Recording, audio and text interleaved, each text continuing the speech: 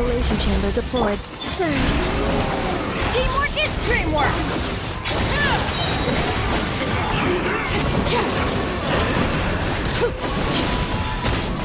Everlasting as the moon!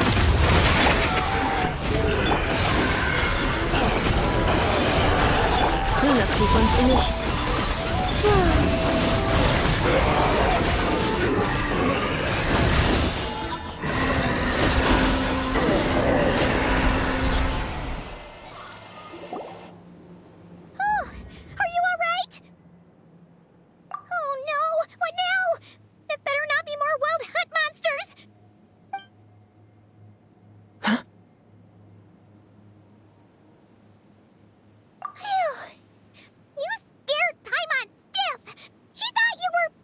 Stop right there! Answer me this. The 2 letters I gave you, who are they for? 2 letters? Wasn't it 3? Okay. Well, Paimon's coolest naive expression doesn't appear to be an act. Hey! What are you trying to say? Wait, what? Paimon passed a test? Really? Ha! She didn't even realize she was taking one! You may dispense with your suspicions. The wolf pack has borne witness. They fought against the aberrations that encroached upon this land. And our attackers showed no ability to disguise themselves this time. Ah, a familiar scent. Come. I will await you at the usual grounds. Well, if the boss of Wolvendom has vouched for you, I guess I should apologize for doubting you just now. Sure was. Fortunately, my experience in Nodcry didn't go to waste. Turns out the Wild Hunt all feel the same when you stab them. They didn't stand a chance. Something seems wrong with that old wolf, though. Go on. You should check on him.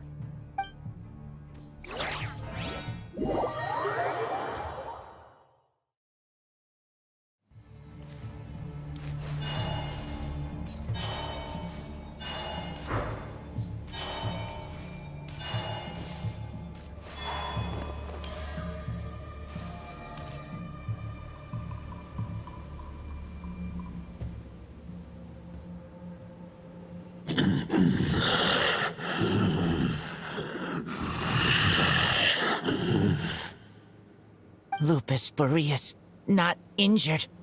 Why so weak? Am I not strong enough?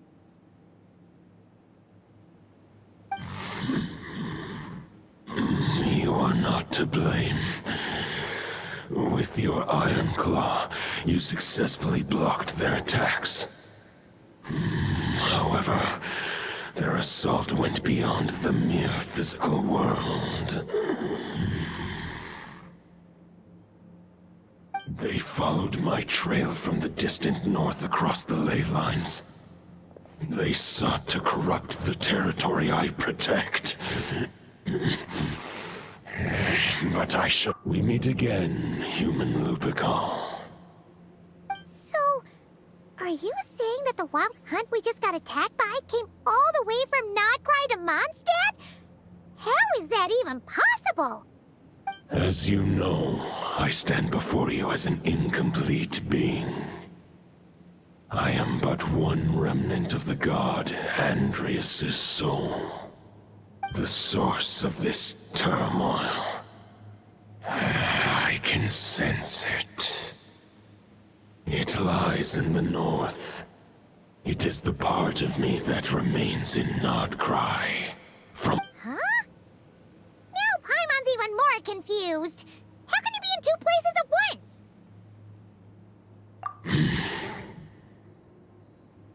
For many gods, housing a part of their soul within an object is no difficult feat. But those who can perform such delicate partitions as this are rare, even among the gods.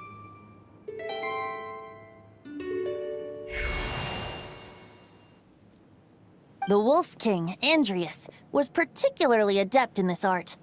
Otherwise, no remnants of his soul would have survived till the present day. Huh? The bard's back? if Bard? What are you doing here? Maybe the god of Anemo guided me here. For it appears that someone is in need of a tale from the distant past. And our wolf friend doesn't seem too keen on recounting it himself. Who better than a bard to do the honors? Lord Boreas, do I have your blessing to share this story? As you wish. Lupus Boreas wandered the frozen tundra and stumbled into the Seelie Hall. Enchanted by their song, tender as the dawn's starlight, and curious about the ways of humankind, the wolf bade farewell to his home and set off for the city to the south.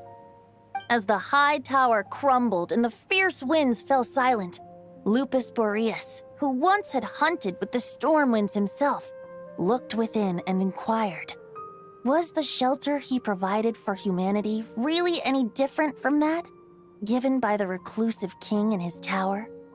The wolf entrusted those under his protection to a new god and quietly returned to the frozen north.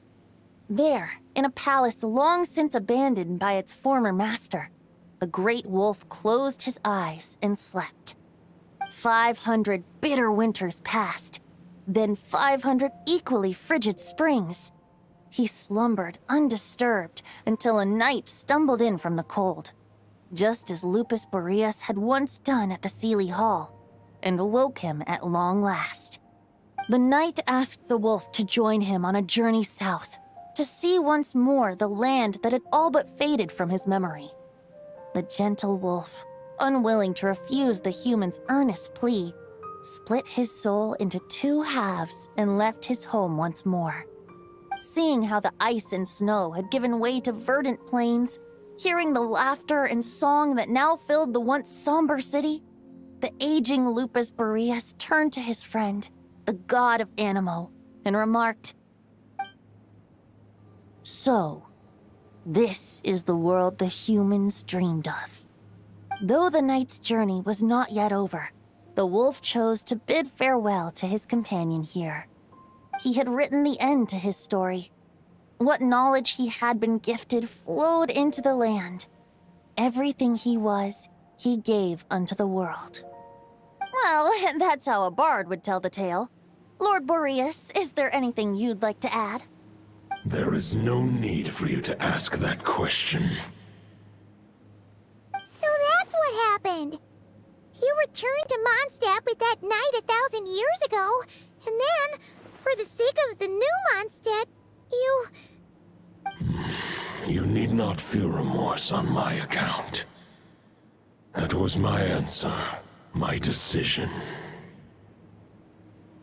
If anyone should feel regret, it is the part of me who remained in Notcry. I fear Andreas has not found peace in his heart even to this day. That is surely why those vile aberrations were able to exploit his weakness, sowing the seeds of all the turbulence that has ensued. But we followed Boreas' trail in Nodcry. We investigated and discovered no signs of instability. Andreas should still be slumbering by the lakeside. Perhaps all the recent turmoil in Notcry has had unforeseen consequences. And there's more.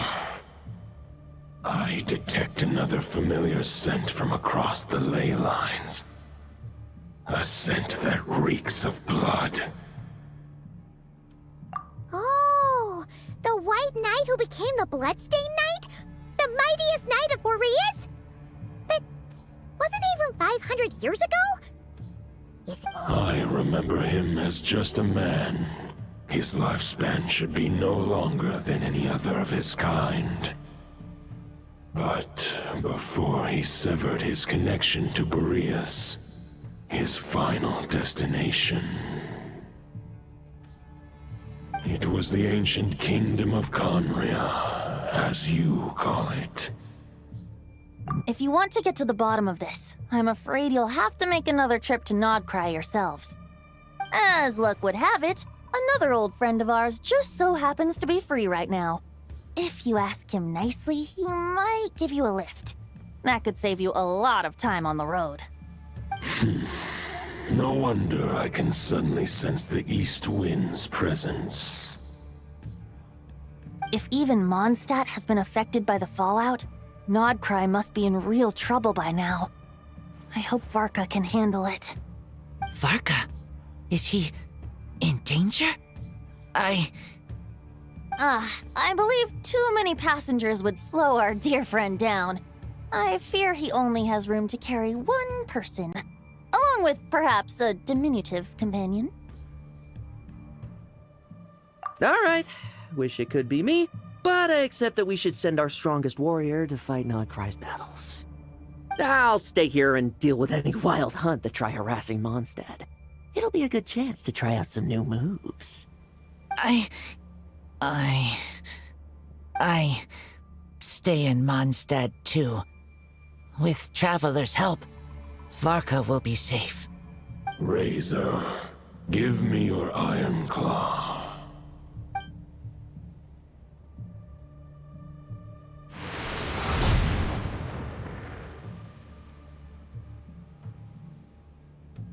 Golden-haired traveler, give this token to the current knight of Boreas.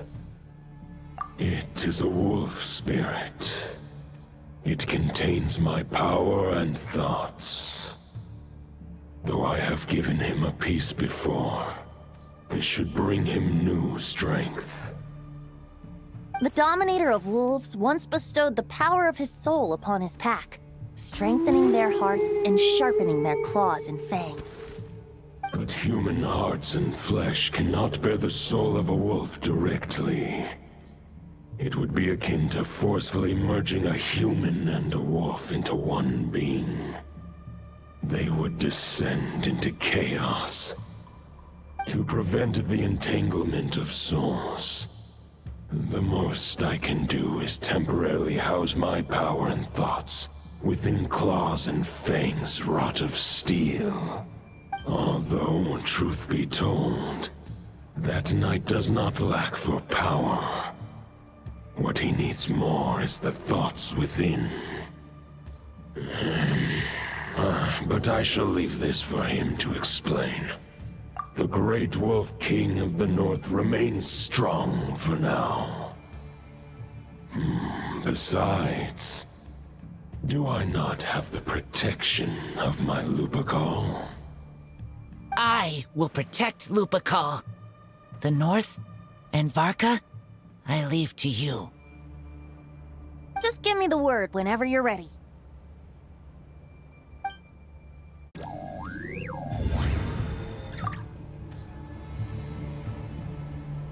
Any questions before you set off? Better ask now. You'll probably have to hit the ground running when you get to Nodcry.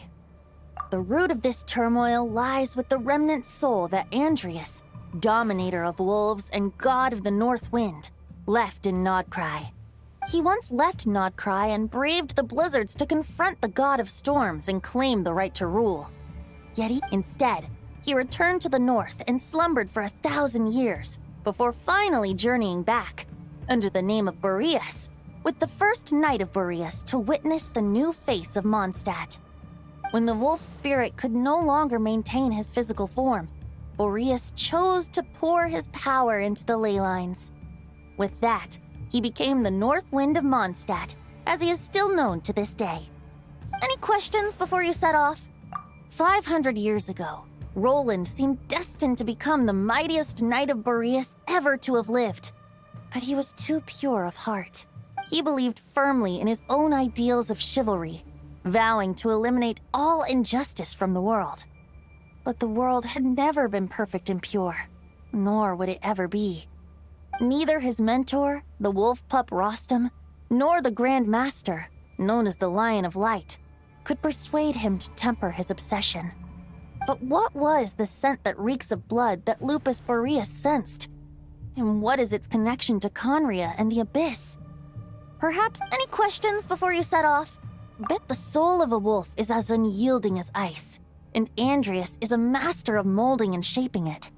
His people once drew great strength and wisdom from the wolf spirit. But human hearts and flesh cannot contain the soul of a god. Attempting to place the wolf spirit in a human vessel would slowly devour their sense of self, even if Lupus Boreas did not intend for that to happen. That's why Lupus Boreas developed the technique of imbuing weapons with his soul. It is his way of blessing his human Lupical with the wolf spirit's protection. In fact, there is an ancient song that tells this tale. A weapon once of common iron, now through friendship turned divine. Twixt man and wolf a bond was made, a power born within the blade. As much as he might claim not to accept humans, his actions sing a different tune. Oh, but keep that little observation between us, will you? Any questions before you set off? All right, over to you, Dvalin!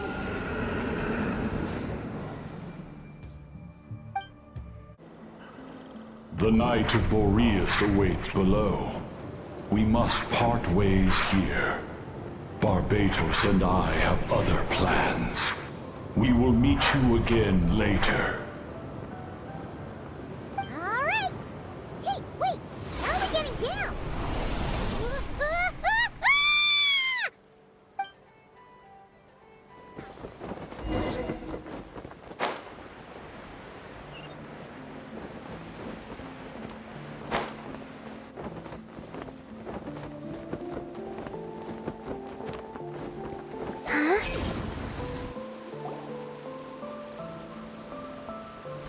Hold the line! The enemy's on the brink of collapse! Grandmaster! It's...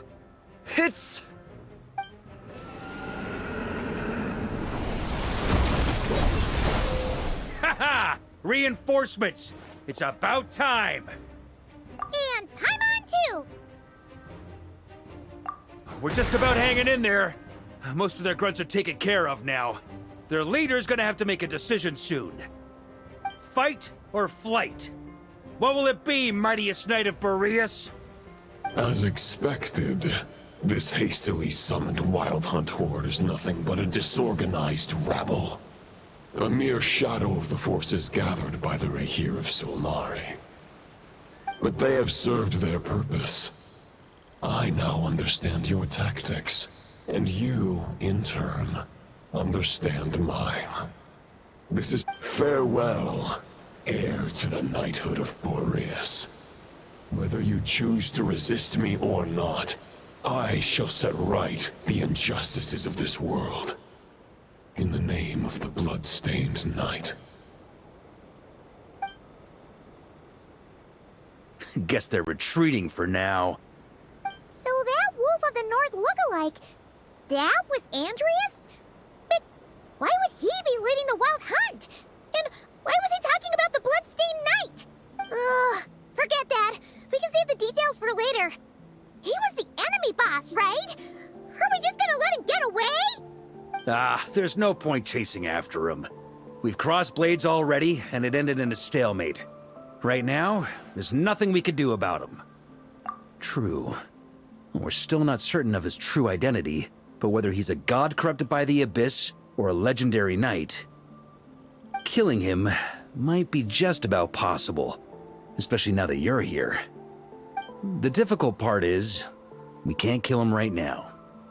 Huh? What do you mean? Is he immortal or something? No. Judging from our skirmishes so far, I don't think he's got any special abilities of that caliber. Nor does he have the ridiculous level of power wielded by the Five Sinners. But, compared to Rerir, our current foe clearly has a better understanding of how to exploit Nodcry to his advantage. Particularly when it comes to Andreas' remnant soul. Exactly. Sounds like you realize what the crux of the issue is. I managed to cut off a sample from our foe, which Albedo and Durin are analyzing as we speak. Meanwhile, our other allies should be making their way home from their own battles by now. Let's discuss. We still have some big challenges ahead before this expedition can finally be declared a victory.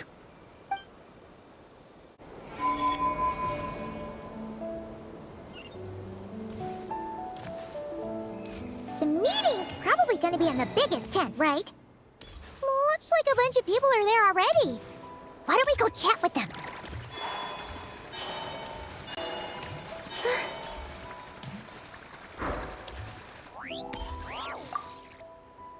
Hey, Honorary Knight. Looks like pretty much everyone's here. Oh, Beto and Durin are just wrapping up their analysis. You want to wait for them here? That works too. All right. You keep gathering intel.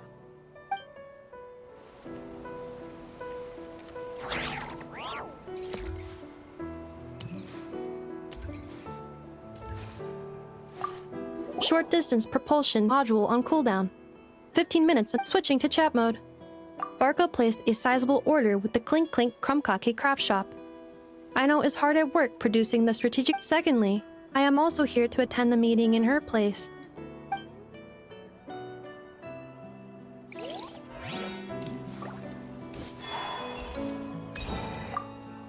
Hey, Honorary Knight. Looks like Beto and Durin are just wrapping. Great. While we're waiting, could you update me on the situation in Mondstadt?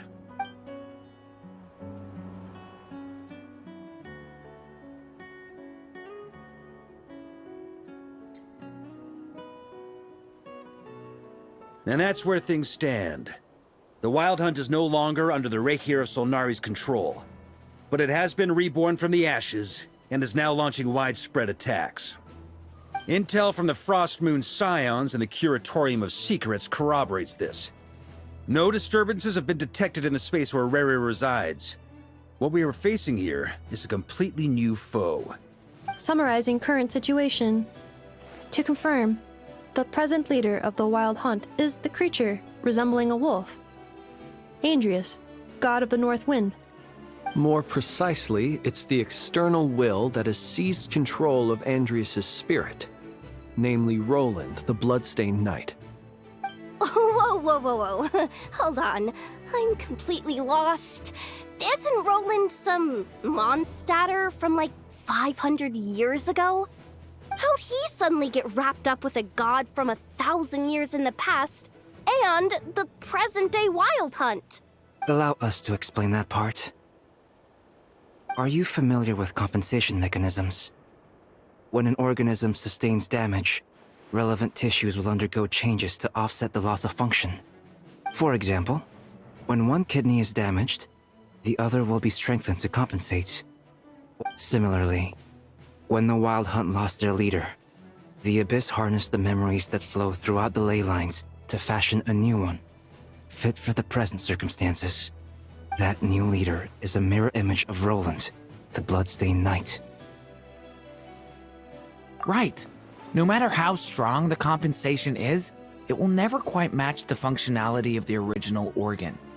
The Roland replica can't possibly imitate Rerir's overwhelming power, nor his ability to disguise himself as others. So, the Abyss made use of the connection between Roland and Boreas to compensate for this lack of power. The replica corrupted and took control of Andrius as he slumbered by the bank of Eimsvartnir, ultimately manifesting as the giant beast that you all witnessed. However, exactly why the Abyss chose Roland to mimic, and indeed how it was able to do so, remains unclear. I guess he must have gotten caught up with the Abyss or Nodcry somehow during his wanderings through Teyvat. But we can keep those questions on the back burner. Okay, Paimon gets all that, but what did you mean when you said we can't kill him right now? We can't kill him right now because a dead god may prove more dangerous than a living one.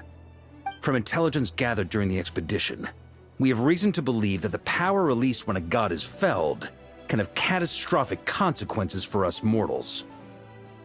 Worse still, the wrath that remains after a god's passing becomes a source of endless turmoil. Once god remains contaminate the land, they will persist for thousands of years. This land has already been ravaged by the Wild Hunt. If we add god remains to the mix, it'd be like adding salt to an open wound, placing everyone who lives here in perilous danger. Query. While I can indeed find records of disasters caused by god remains in my database, there also appear to be cases of gods dying naturally with no ill effects. In that land, the passing of the Pyro Archon's flame is a common occurrence throughout history, and even the part of Andreas who remains in Mondstadt has experienced death once before, has he not? Great question. Glad you asked. Honorary Knight, you said Lupus Boreas gave you a token to pass on to me? Please, present it now. It should help explain things faster.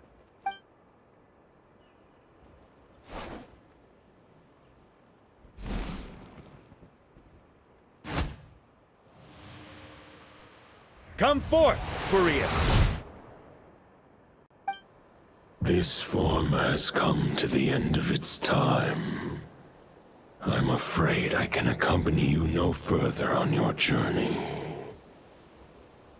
My soul will fall into silence, and my power will flow into the ley lines of this land. Perhaps this is all that a wolf can hope to do for humankind.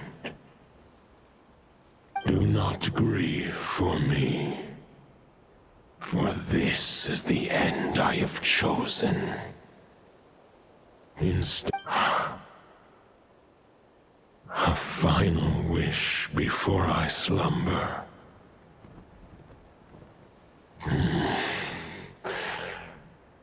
Sing me a song. That melody you so often hummed in the taverns.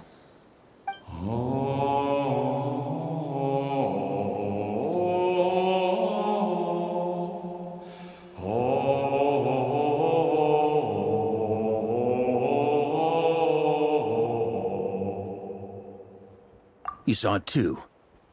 You must have keen powers of perception. Not that it surprises me. That was Boreas' final thoughts before merging with the ley lines. It's the reason Mondstadt remains unharmed by his god remains. In his final moments, he made a choice to give everything he was to the ley lines. All to protect Mondstadt from harm. Sounds like Andreas spent thousands of years searching for his place in the world, too. Yes. And now our task is to return the answer he found, the decision he made, to Andreas' heart. Only then can he break free from the corruption and control of the Abyss, and make that decision once more. I see.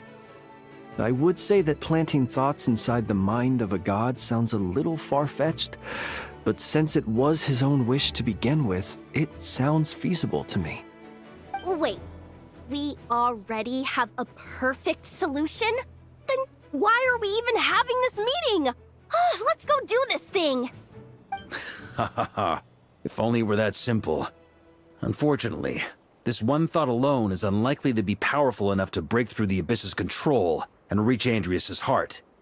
We need to find a way to make the thought within this sword stronger and more resilient.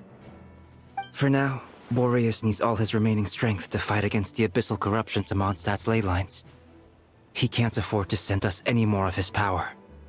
However, since his form was unstable during his journey with the first Knight of Boreas, many wolf spirit fragments were left behind along the way. If we can collect those fragments, we can use them to strengthen the decision to merge with the ley lines. So we need to retrace his steps and look for random fragments? But they could be anywhere between Nodcry and Mondstadt. It'll be like looking for a needle in a haystack. You don't need to worry about that. There's a few fragments left to gather in Nodcry, but apart from that, most of them are already inside this sword. I've been collecting them during the whole expedition. Huh? Wait, really? I mean, it's an expedition, not a stroll in the park. Each step of the way, we've been hard at work planning for every possible contingency. Not just the wild hunt in the Abyss, but ancient gods remaining in Nodcry. Sounds like this plan was a long time in the making. It's almost as if you foresaw the future. As a matter of fact, I did. I caught a glimpse of fate's reflection. But I can't take credit for it. It was all thanks to the help of a few friends. Still, all I foresaw was that an abyssal calamity was brewing in the north. Had I known more, we could have saved a lot of energy. Instead, We've had to make best guesses, prepare for every possible scenario. If all that sure is, just one crucial step remains. We need to gather the last few wolf spirit fragments scattered around Nodcry, and use them to make the thought within this sword as strong as it could possibly be. According to what Boreas told me before we left Mondstadt, his form was at its most unstable at the beginning of his journey. That means the fragments here should be the most powerful ones. But of course, we've been tied up fighting battles since the day we set foot in Nodcry. First with the Wild Hunt, then with the Doctor. So, it wasn't until recently that we were finally able to confirm the status of the wolf spirit fragments. We now know there are 3 left to find. Okay, so 3 more mini expeditions to go. I managed to gather 1 fragment before Roland reappeared. I also have a confirmed location for the second, which I'll take care of in short order.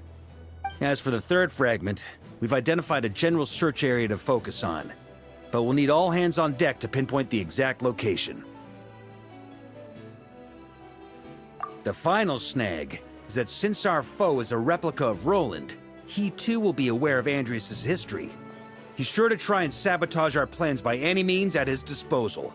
So everyone needs to bring their A game. With our foe being from Mondstadt, it's our duty as Mondstadters to defeat him. And since the Wild Hunt is involved, the Lightkeepers will provide their full support. The Clink Clink Krumkake craft shop will also help in any way we can. So what do they need me here for? Wait, I think maybe I signed a contract at some point. Didn't exactly scrutinize it, though. I mean, who actually reads those things anyway, right? Ah, great. Knew I could count on you all. Lastly, our friend from the Curatorium of Secrets will provide intel and relay battlefield communications. Looking at you, Yehoda. So, you'll be darting back and forth across the battlefield, dodging the Wild Hunt and the shadow of an ancient god. I'm impressed by your courage, Miss Yehoda. Rating for Yehoda updated. Higher quality ingredients will be used to prepare your future meals. Darn it! I should have known this payday wouldn't come that easy. I'll deal with the second wolf spirit fragment, which we already know the location of. The moment you make any progress with Fragment 3, be sure to give me an update. Traveler, could you join me in retrieving Fragment 2? I have a feeling that your unique constitution might come in handy. All right, time is of the essence. Let's move out, people. Dismissed!